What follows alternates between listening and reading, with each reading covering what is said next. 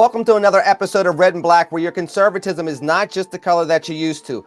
I'm Lenny McAllister, and unfortunately, for the second time in 2 weeks, the other three guests, co-hosts, whatever you want to call them on this show, have put me up for impeachment from this position on Red and Black. Oh, is it too soon for you conservatives to start talking about this?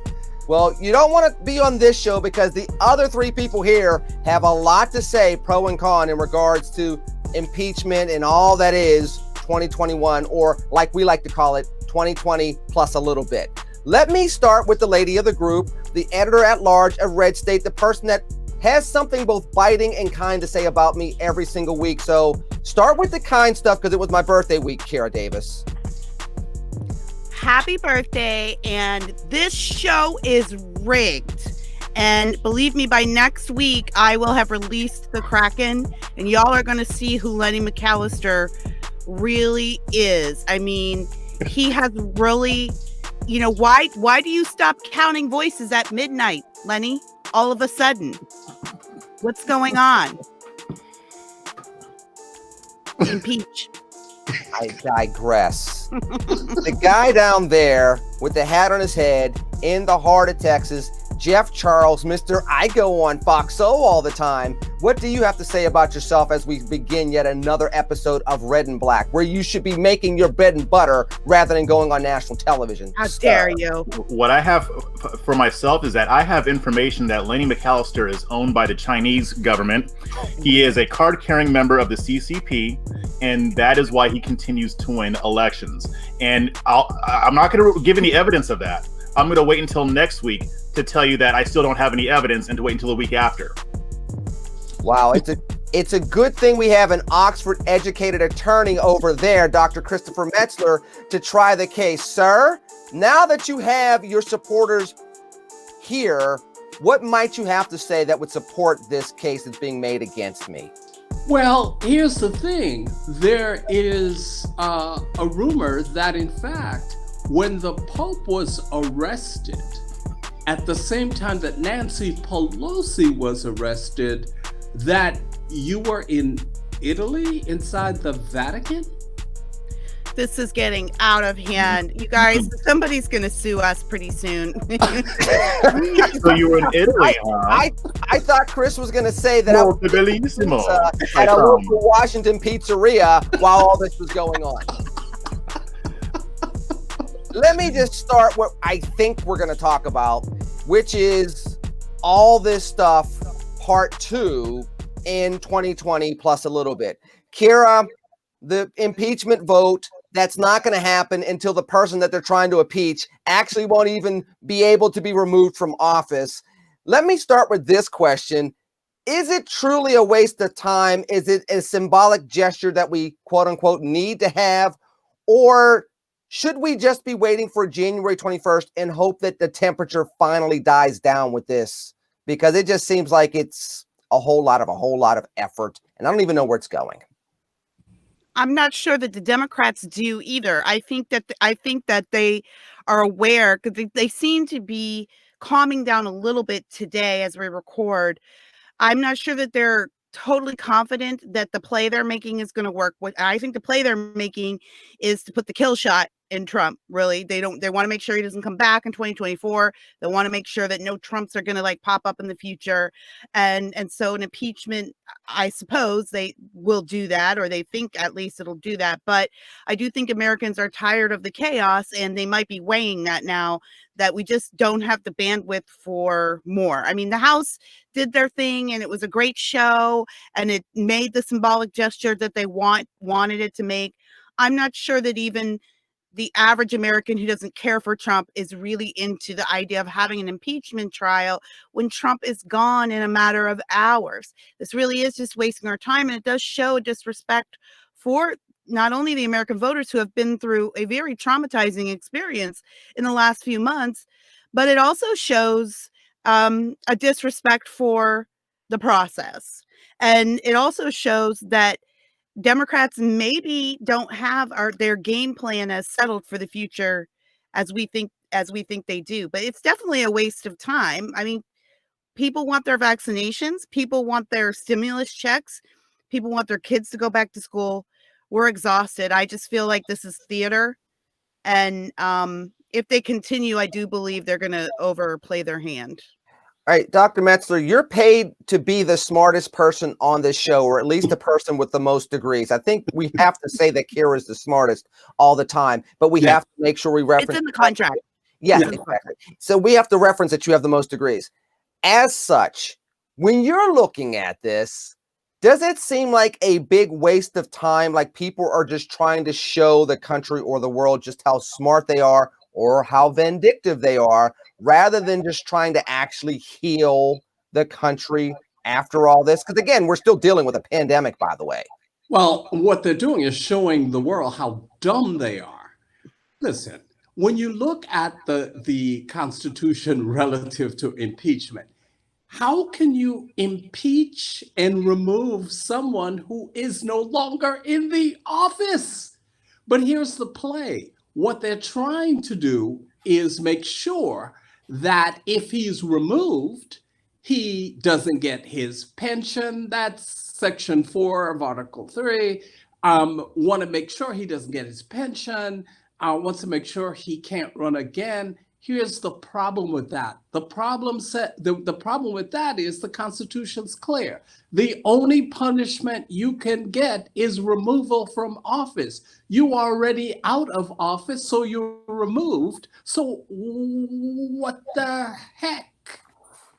Wait, Jeff, this is a multi-billionaire that owns a mansion and a yacht, just like Elmer J. Fudd.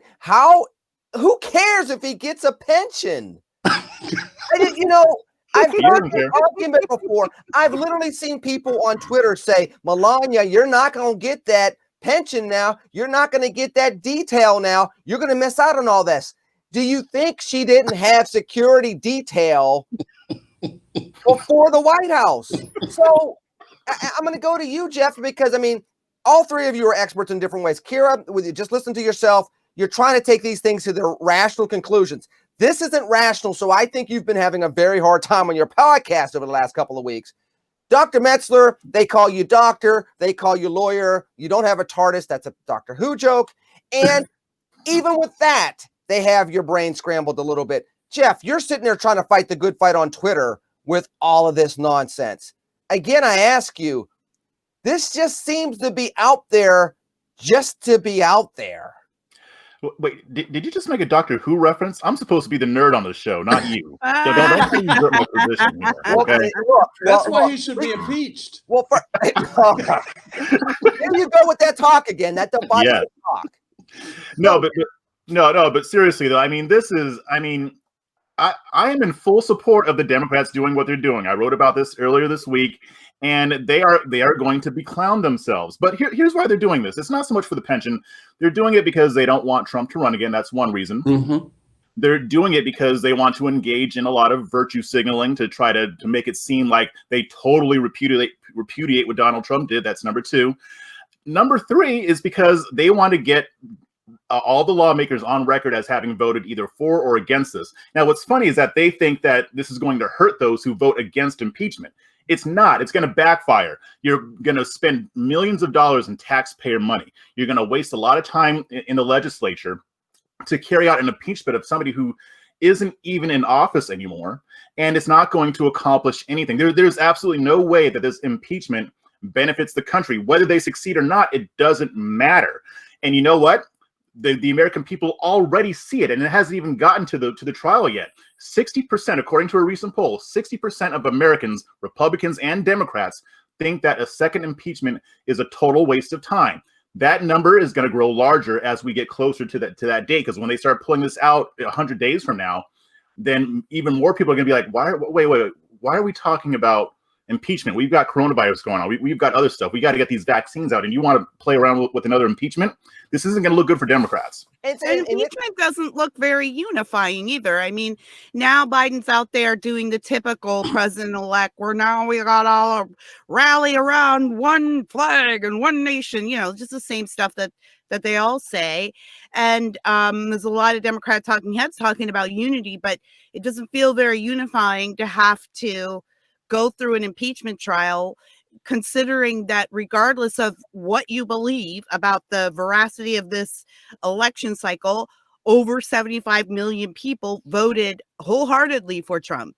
So the idea of an impeachment trial is something that's going to engender unity. You know, that's certainly a misstep. No, of course not. And why would Biden, instead of getting his nominees confirmed, instead of making sure that he can get going, why would he want to start off his term talking about impeachment, a blast from the past? People, move on, get lives, get something. So let's ask a couple of really key questions when it comes to the timing of impeachment, when it comes to impeaching Donald J. Trump. Number one, after the country was ripped apart with impeachment proceedings and back and forth, and will Romney vote yes or vote no, and he doesn't get convicted in the Senate. What happened roughly 75 days or after that? Does anybody remember? Nothing? I'll tell you what happened. The country started shutting down because of the pandemic, because we were all sitting there focused on the impeachment and not getting ready for this threat coming from Asia that we knew had the capability of spreading around the world, because communist China, among other things, was trying to cover it up. That's when we started seeing on Facebook about how everybody ate bats, as if that was the first time in American history anybody's ever eaten a bat. But the country, Democrats and Republicans, were completely distracted. By the way, let's go to the beginning of 2020. Let's ask this question. What did Bill de Blasio, Nancy Pelosi, and Donald Trump all have in common? They all go ahead, Kira. Oh, I was going to say they all underplayed COVID. Thank you. Yeah. Go out there, go to Chinatown, spend money in San Francisco. Hug all your neighbors in Chinatown. Enjoy Valentine's Day in New York City. That happened 60 days after the brouhaha that was impeachment part one. The sequels are never as good as the first overall running, so I digress. I hope America doesn't get excited.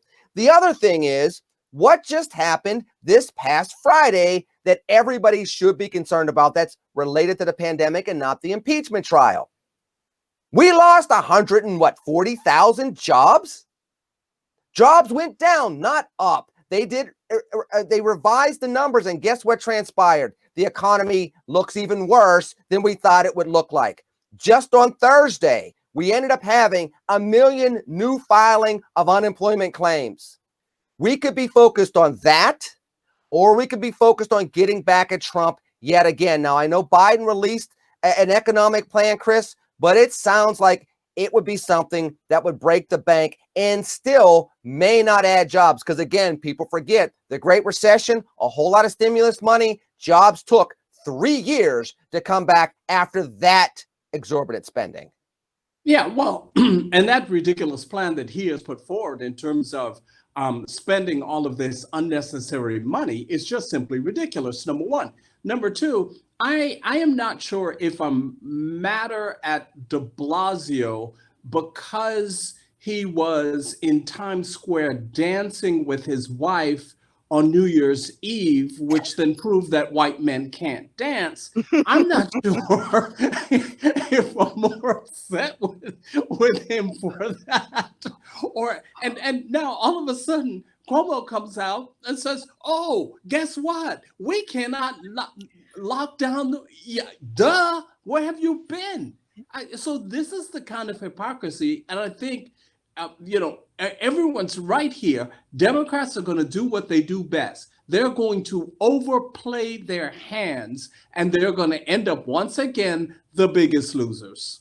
I was going to say that, Lenny, because I think that, I've got good news for you. And that is that the economy is about to open up, because now that Trump's not in charge of it, the Democrats can't run. Kamala's not going to be able to run for 2024. on a crushed economy.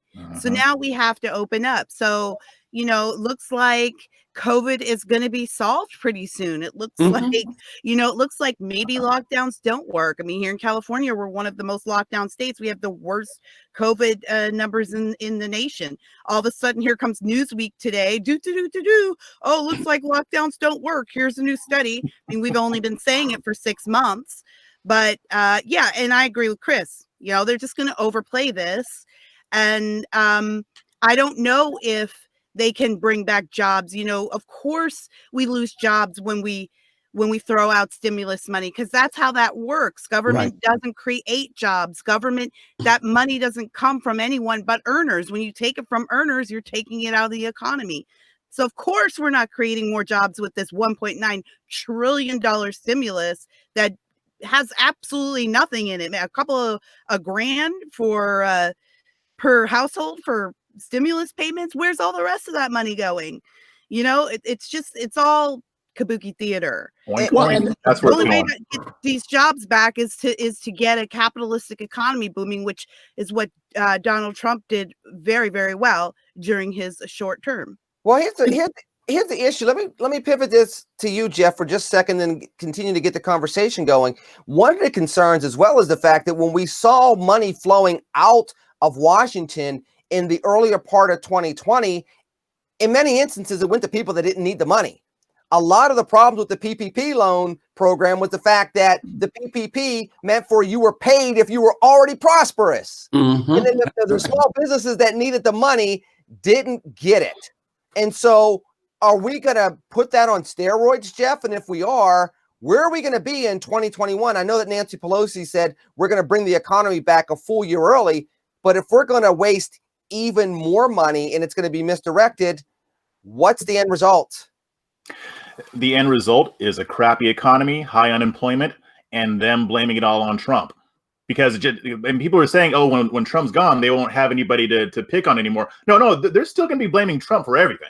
So we've been blaming Bush we blame Bush all through Obama. Yeah, exactly. So that's what's going to happen. And I'm already seeing people talking about, oh, my friend got this stimulus, but he didn't really need it. All this is going to people who don't really need it. And the people who do need it are suffering. I'm sure some of them are being helped, but overall, the stimulus isn't really going to do much. The solution is to let the free market work instead of trying to interfere with it and make it function in a way that it's not supposed to. Well, there is going to be a certain amount of the free market that's going to work. However, in the post-COVID thing, remember, you always see the commercials. Have you been injured by using this drug or that drug? Here's what's going to happen. The lawyers are now going to start suing for the use of the mask. Here's why. Because you're breathing in what you should be letting out.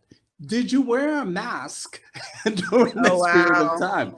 And not to mention the vaccine lawsuits that are going to come out. So, all of this is because when you think about it, you're standing in the line in security, for example, in the airport, all that time, you're supposed to be breathing this stuff out, not taking it back in. So that part of the economy will certainly pick up, the lawyers and the lawsuits. It's interesting because you're talking about stuff picking up, Chris. But Kara, on January 21st, for many, many people in the country, what they were looking forward to was Trump getting out of office.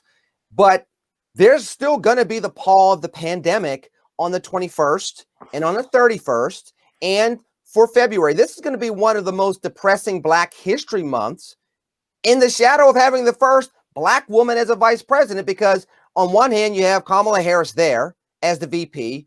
On the flip side, who got hit the hardest when it came to the economic ramifications of COVID? Black people. Who got hit the hardest when it came to the healthcare ramifications of COVID? Black people. Who's been getting hit the hardest when it comes to the educational side of COVID? Black people. They're going to have to do one heck of a time trying to show something to be inspired about, because the platform for a while has been get rid of Trump. And whether he gets impeached and removed from an office he's no longer in, or he's banned from ever running for office again, or they create a rocket ship to send him to Mars and him and his family lives there from there on in, they're going to still have to inspire people once they have the mantle of leadership. What are they going to use to do that? The media. They could use the same thing they've been using for 8 years of the Obama depression. I mean, we were in a recession for nearly 8 years during Obama. He was one of our worst presidents. He really was. I mean, if you dug into, take out his race factor and you just dug into the details of his administration, even if you want to talk about how it impacted the Black community, 22% Black unemployment under the first Black president, he was an abysmal failure. And yet the media, we would never know that.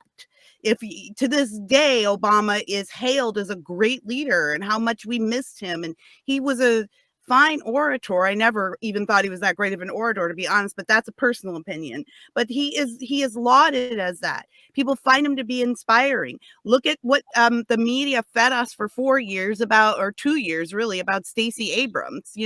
She's not that intelligent of a candidate. She lost her race, and yet she was propped up to be someone inspiring. Look at Kamala. She was such a terrible candidate that the second she opened her mouth for longer than 2 minutes, I mean, once the stage started clearing and she got more than 2 minutes on the candidate stage in the primaries, the voters hated her. She tanked so fast. She sank faster than the Titanic. And she's going to be the next president of the United States when Joe finally gives up the ghost, whenever that is. So what do the Democrats need to do to be inspiring? They don't need to do anything. They have an entire media complex to invent inspiration. But here's what's interesting about what you're saying, though. And Jeff, reply to Kira, and Kira, you can jump back in if you like. What's interesting is you brought up President Obama and his presidency. But after 2010, President Obama basically said, we got our butts kicked. We heard. One of the things that President Obama did right after that, and I used to say this in Chicago all the time, and I would get death threats over it sometimes, was, hey, can you name the two presidents that signed President Bush's tax cuts into law? And they were like, President Bush and President Bush. I'm like, no, President Bush and President Obama. Because after the 2010 midterms, he extended the Bush era tax cuts. He actually listened to voters for a second and then pivoted back in time for 2012. I don't know, Kira, to your point, and Jeff, I'm going to ask you first, and you other two can chime in. I don't think that the Biden-Harris ticket has enough humility. And I know, generally speaking, Obama and humility usually didn't go together. But he did listen to the voters and sign that into law and try to moderate a little bit for a period of time. I don't think that Biden-Harris is going to do that in 2021, Jeff. No, they're not. And even if they wanted to, the Democratic Party will not let them. The progressive left, even the not so far left, isn't going to let him be smart about this. Yes, Obama was smart. He said, okay, we got our butts kicked. What do we need to do now? Even if Biden wants to do that, they're not going to let him. Right now, they are so cocky and they are so happy that they got rid of Trump that they think that they're invincible, which is exactly where we want them. That's why they're trying to do this whole impeachment thing. That's why they're overplaying their hand. That's why the activist media is trying to use the riots at the Capitol to smear every single conservative that may not agree with the riots, but support conservative policy. So yeah, they're not going to learn from the lesson this time. It may. Even if they lose during the 2022 midterms, I still don't think that they'll learn their lesson, because they think that they've got something going here. They've got some momentum. And the reality is that they would have that momentum if they weren't going to be stupid about it. But they are. This is one of those rare cases, well, not rare, but one of those cases where the Republicans don't have to really do much of anything, except they just have to not be as stupid as the Democrats right now. Well, guess what, Jeff? Oh, Lord. Guess who is really good at snatching defeat from the jaws of victory? That's true. It's Republicans. So, yeah, and I'm praying that they don't give in to their worst impulses, because already we've seen a lot of them doing that. Already. I mean, who was the congressman who came out today and actually apologized for not wanting or for calling the election fraud? Now that's where we're at. It was Senator Langford from Oklahoma, and he specifically apologized to the residents of Tulsa, which, Kira, to your point, it's like either you do it and you justify it, or you don't do it and you explain why you didn't do it. You don't do both. Hey, Dr. M, I'm sorry I stole your Benz. but it was there. I didn't really mean to steal it, but it was just calling me. It's you're not Pookie from New Jack City. It's not calling you. Either you do it or you don't. Kira's like, I remember that movie. She's like, I know, I cannot believe Lenny just made a New Jack City reference. I am From Doctor Who to New Jack City. I'm just there. But Chris, what are they doing, man?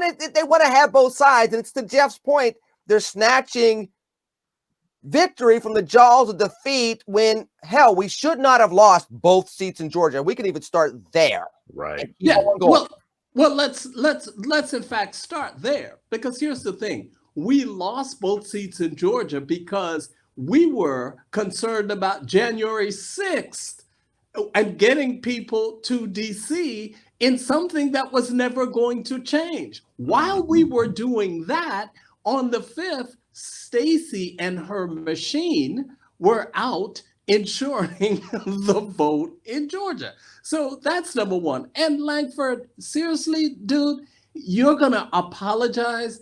Oh, I didn't realize that it impacted cities with large Black population. You sound like a complete idiot. You either thought it was right. And look, here's the thing for me.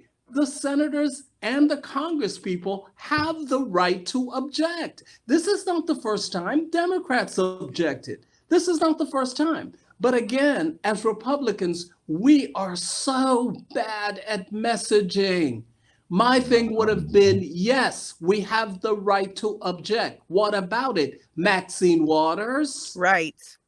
That is, I think that's what a lot of Republican politicians are forgetting now. And that's understandable, because a lot of them are only ever concerned about the next election, right? Yeah. That's just the downside of politics. But the thing is that the messaging needs to be, no, I had every right to contest the results, and I have every right to say I find them suspicious. And here's a list of all the Democrats that contested the results in 2016. And by the way, here's a list of all the Democrats who have never said anything but 2016 was a stolen election for the last 4 years. That's the answer. That's the pushback. So, I mean, that guy is, he's gone. His future in politics is gone. You never make an apology like that. That's politics 101. What a rookie move. And I do think Jeff he said something very important that I think is important to remember, that I'm seeing everybody make the same mistakes that they did in 2012 and 2016, which is that the minority is gone forever. Like suddenly all these people are going to cease to exist, and the left has won, and this is it, and you guys are gone forever, and we never have to worry about you again. And that's what the Democrats genuinely believed in 2016, and that's why 2016 was such a shock to them, to all of us, really. So I get that it's an uphill battle, and there's going to be a lot more battles lost before any wins. But at the same time, it's just grossly naive to assume that that's not ever going to happen again. It's terribly naive on the Democrats' part. And I'm going to be screenshotting tweets and dumb posts for the next 4 years, because I cannot wait to use them in the next presidential election. You can't use those on a Hallmark podcast next holiday season. Not that one. No politics in Hallmark. There's no contested election in the Hallmark universe. Yeah, because the same person is mayor forever. That's and it looks like Santa Claus. That's how we like it, Lenny. Exactly. The fake snow and everything happens either in some mountainous resort in Colorado someplace or Chicago. You know what? I don't care for your tone. I don't care for your tone, Lenny. We're not going to denigrate Hallmark like this, okay? We're here to talk politics. I'm not going to denigrate the Hallmark universe and the good people of the Hallmark universe who live good lives and who never yell at each other about politics. But what about that one Hallmark movie when with the lady who is from the South and then moves to New York, then loses who she is, and then comes back to the South for some reason, and then rediscovers who she was? Oh, wait, that's every Hallmark movie. Or I don't see the problem. Or every Reese Witherspoon movie for the first 10 years of her career. You know what?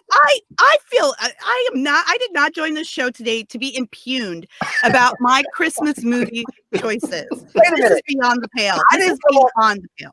Hold on. I didn't come on this show to be impeached, but that's how we started. Don't start complaining now that we're halfway through, sister. Listen to yourself. See, there you go. I'm back in your good graces again.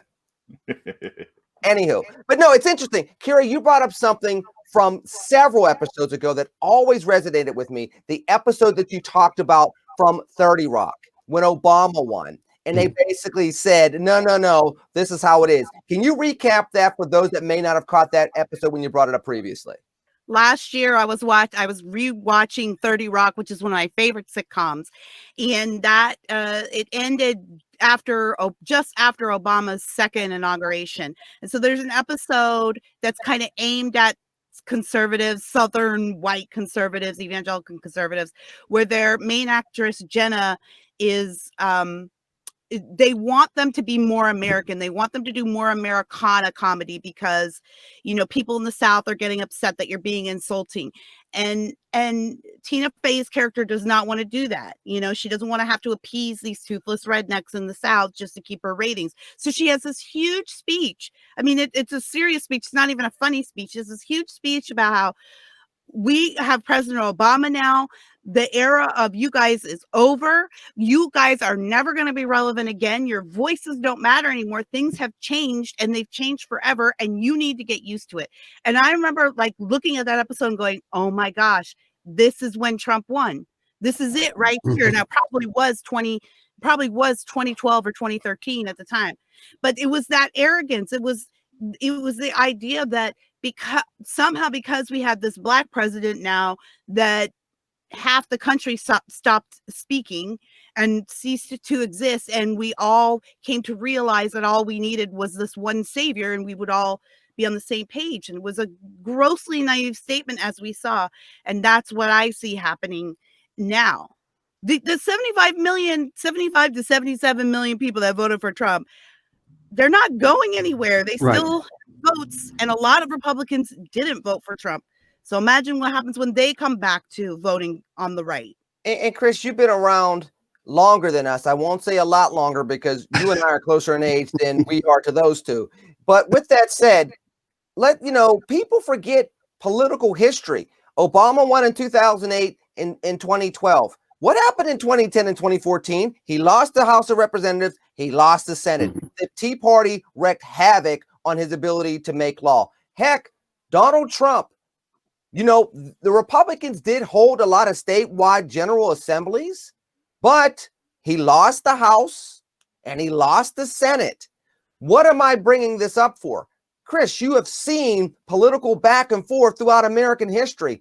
Why in the hell do people continuously forget about this as soon as, quote unquote, their guy or their lady wins?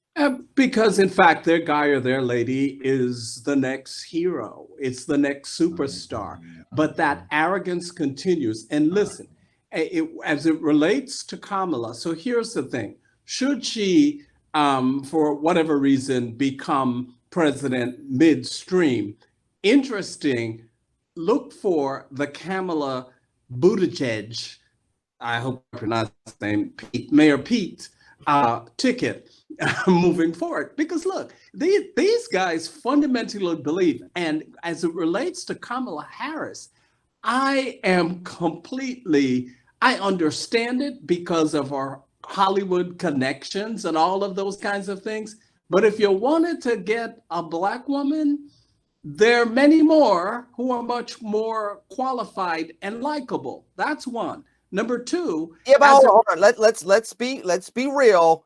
There's only one that has captured a certain special someone's heart. So that's part of this whole thing with getting her. Exactly. There might be hotter Black women that would be more qualified. I mean, if I'm just going to be real about it, I mean. Kira's going to channel her inner Lucy is going to tell you she has 5 reasons why you need to retract that one joke. 1, 2, 3, 4. Just saying, Charlie Brown, you need to be careful. Go ahead, Dr. Metzler. Yeah, and as it relates to Obama and the losses, for example, when you look at the entire issue of the courts, it's interesting to me that Democrats forgot that at some point Obama had, in fact, the presidency, the House, and the Senate. He Yep. didn't pay attention to the courts. He was too busy being Mr. whatever he was, arrogant, whatever. He was too busy doing that. And as a result of that, he gave Trump all of the seats. So stop giving me this nonsense. It is this arrogance that will take them down. However, I still say that unless we are able to message, the arrogance will win. And we are terrible messengers. Yeah, we got to change that. And Kara, it's interesting because in one regard, the very courts that have upheld the Biden victory are also the same courts that the Democrats are cheering and just extolling right now. They're going to be furious with these courts in about 3 months because the vast majority of them are still Trump appointees. In fact, there was a Senate race here, a state Senate race here in Pennsylvania that was decided by 70 votes. The Republican was hoping to overturn the election.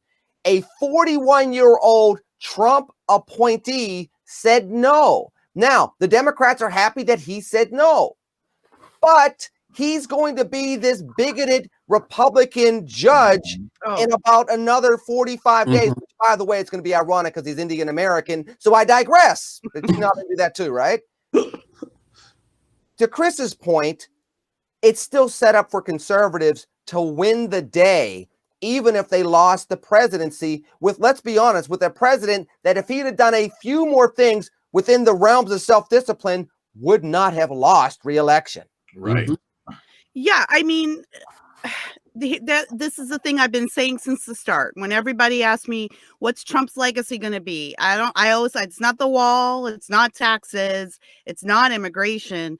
His legacy is never good. It's not going to be felt or truly appreciated for another 5 to 10 years. Once these cultural and societal cases start weaving their way through the courts, and it's a lot of, the Ninth Circuit, which is known as the Ninth Circus, has already flipped.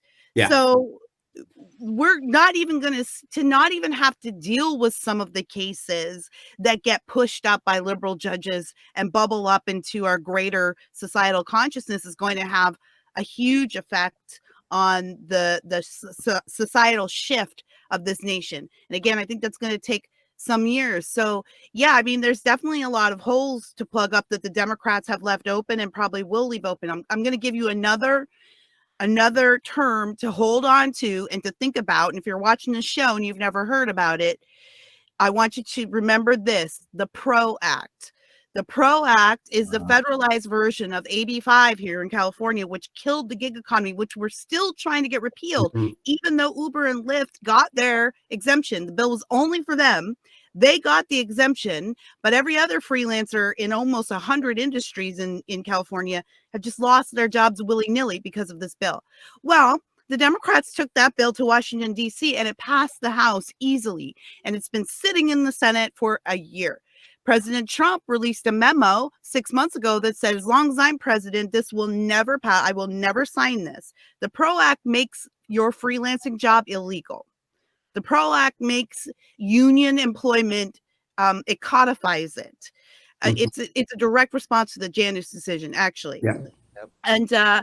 And Mitch McConnell said it's never going anywhere in the Senate as long as we own the Senate. Well, guess what just happened? We lost the presidency and we do not own the Senate anymore. The PRO Act is going to pass. Now, when the PRO Act passes, it's going to pass quietly. No one's going to think about it. No one's going to say anything. But what's going to happen to the rest of America is what happened to us in California, January 1st, 2020. A lot of people woke up to find out they didn't have their freelancer jobs anymore.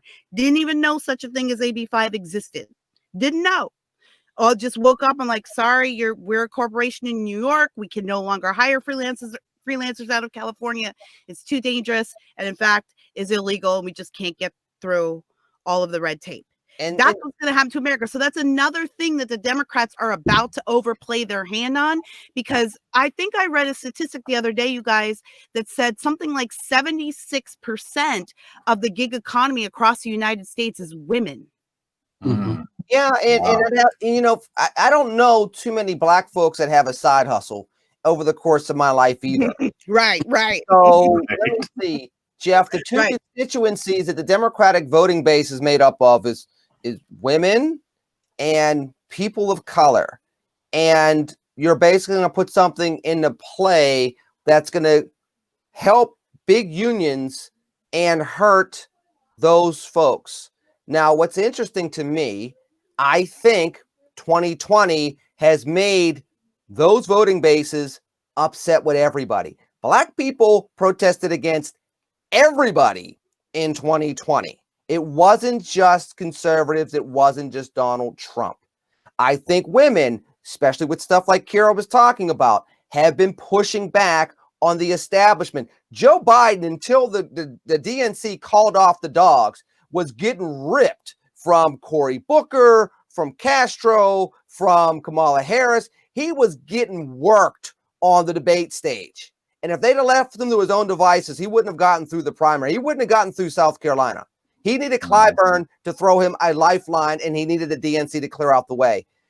With that said, do we think that the momentum that we saw with some of the paradox shifts in 2020, remember Charlemagne the God, that ain't, you ain't black, that didn't play very well either.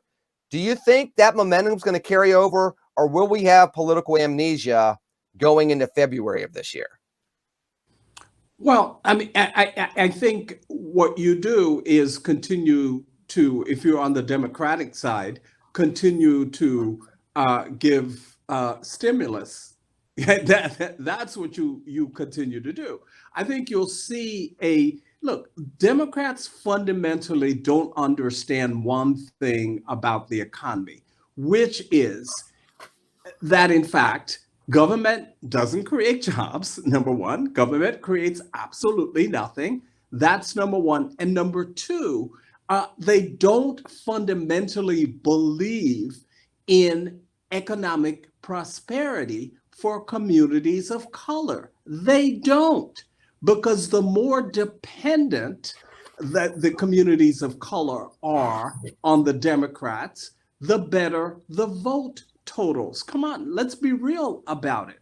And so, again, I go back to what I'm saying. Look, Republicans, conservatives, we have to make that case that, listen, guys, and this political amnesia, yeah, I think there'll be some of that.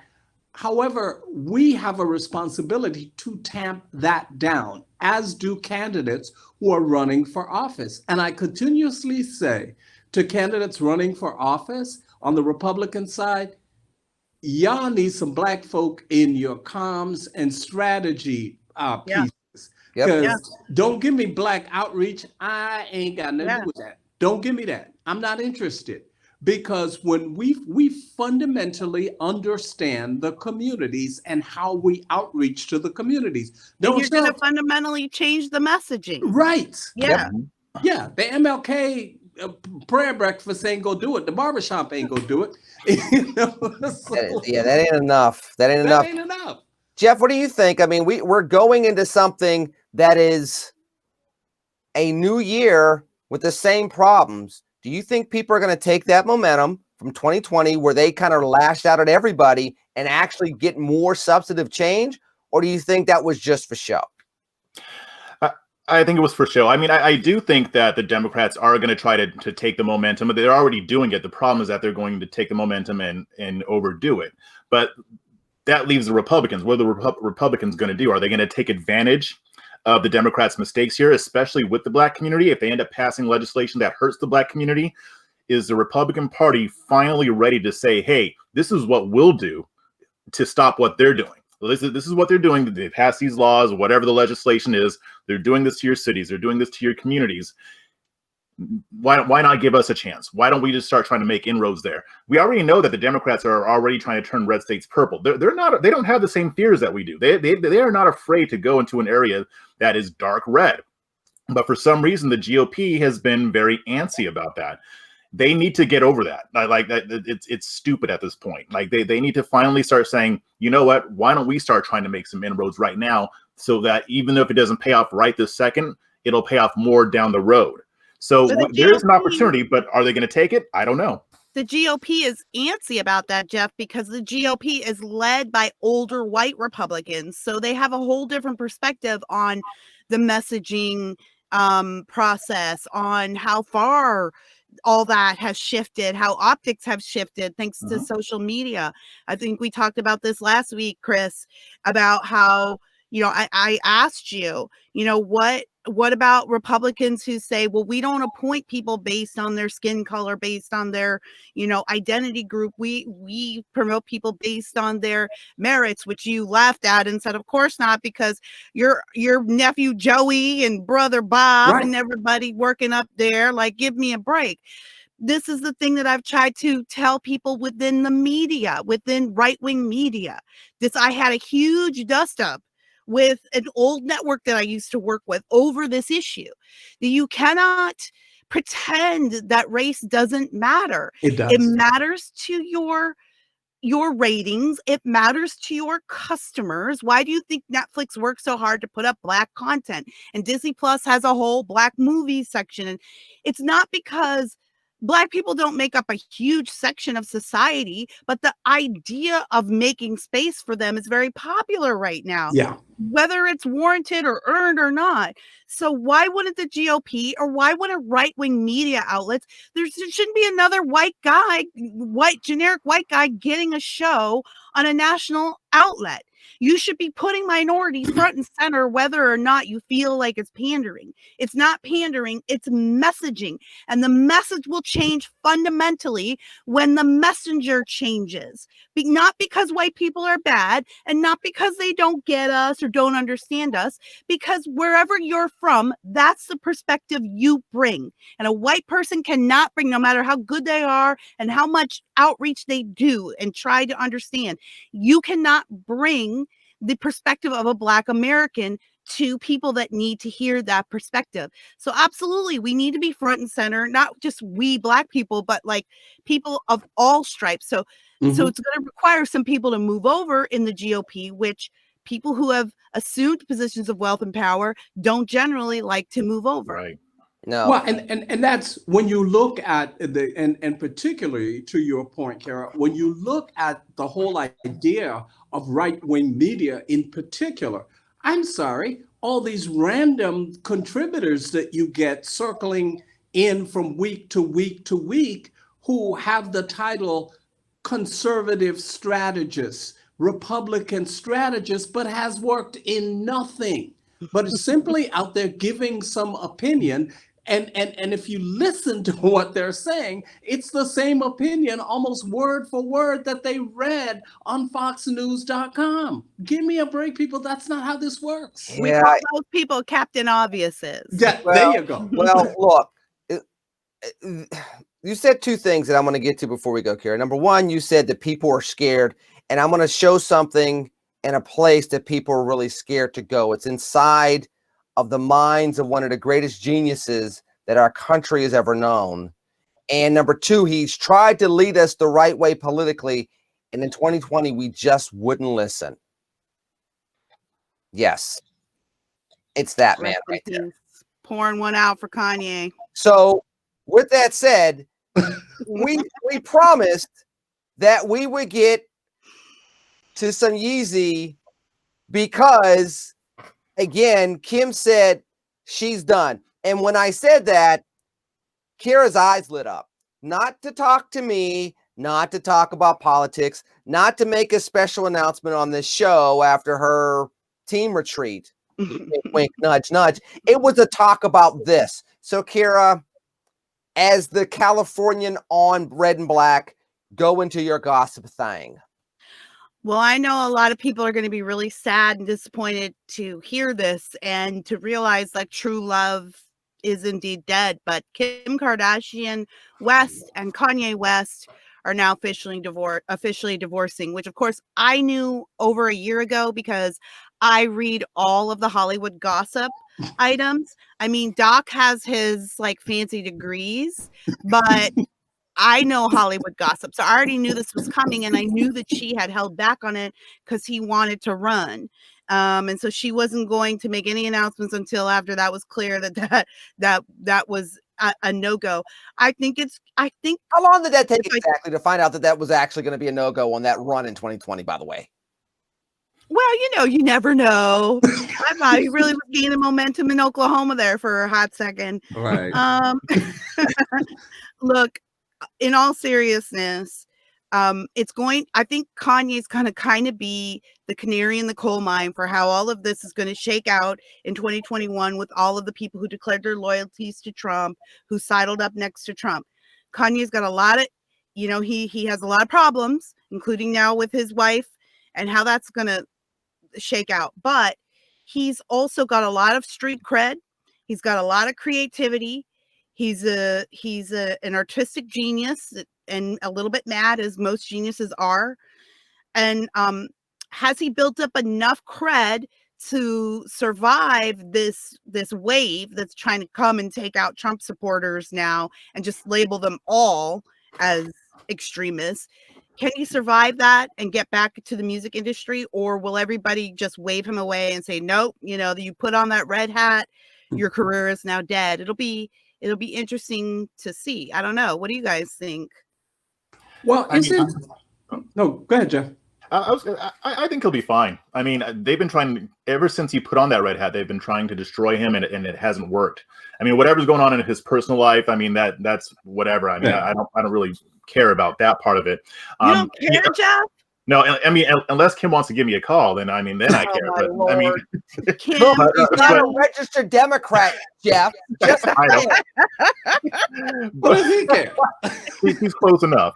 But yeah, with Kanye West, I mean, he'll be fine. I mean, he even used a lot of this stuff to sell records. So I think that when he wants to go back to music, he'll be accepted. He'll be fine as long as he doesn't do anything crazier than what he's already done. Which even then, I think he'll still be okay. I mean, it's Kanye West. You can't cancel Kanye West. Yeah, and didn't Kim say that she's going to law school because she is going to practice law? Mm-hmm. Well, all she had to do was ask me. All she had to do was go to Wisconsin, graduate from law school. There's no bar exam. It would have been easy. She then could have moved into California. Chris, yeah. Is Kim Kardashian going to Wisconsin? Well, Kim Kardashian is not going to Wisconsin to get no law degree. She's not only, first of all, as Kiera said it, she's not only not going to go to Wisconsin, she's not going to Wisconsin either. She's going to That's the first thing. I was just trying to help her out. No bar exam. She lives in Brentwood. She is not going to Wisconsin to get a law degree. No bar exam. She's going to make her own law school and then graduate. That's right, and then graduate from there. We laugh now, but wait until a Kardashian law school reality show. Oh, there you go. Oh, God. Don't give them ideas. Too late. All right, we gotta go because see, when we start doing this, and Kira, look, she tells you that she was born in Canada. She tells you how proud she is to be an American. But every now and then, she gets really, really black, and you can hear in how she says something or how she looks. And when we have that happen too many times, I gotta play the music, or else. Bad. Oh no, you're not gonna silence a black woman, are you? Oh, hey, no, see what I mean? How this is. Oh no, you didn't. I was, and things such as this is the reason why these folks are trying to get me impeached. Kira, what do you got going on this week? I'm just trying to survive this week. I'll tell you guys what, it's crazy out there. Jeff can attest. At Red State, we've been really just trying to stay afloat with all the changing rules in social media, and this is a real tough time to be a conservative writer and commentator. So a lot of us have been working to shore up our other media spaces just in case we get the boot.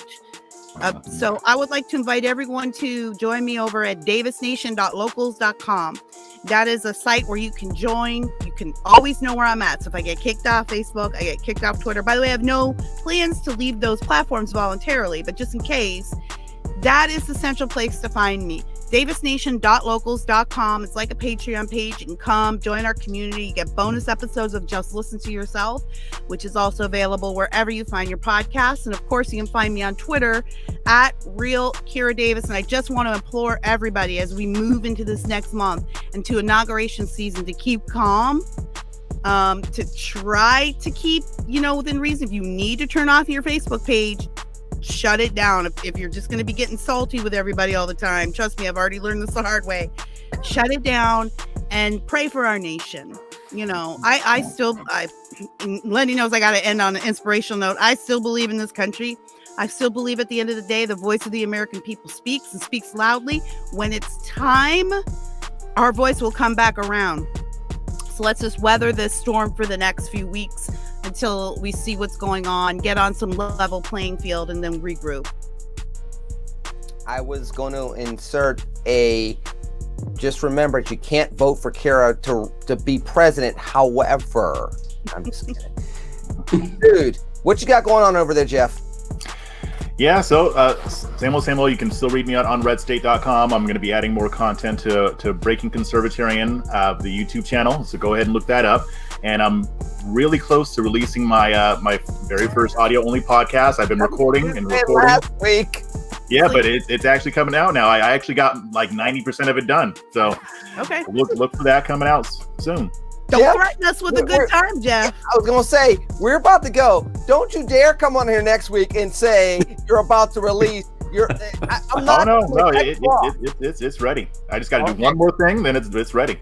And by the way, look for Jeff. He was on Fox Soul Thursday night. The link is out there. Go check him out. He did an excellent job. Dr. Metzler, before we go, real quick, what do you got going on? We got about a minute. Staying away from DC this week, and there are 10 minority businesses that I am assisting in getting their second round of PPP loans, because in fact, the last time around, most of the money that was left over was because minority businesses did not have their paperwork in order. So I've got 10 of them I'm assisting this week to get that money. There you go. Listen, folks, Kira's right, and these guys are right as well. You got to keep the faith. You got to keep believing in America.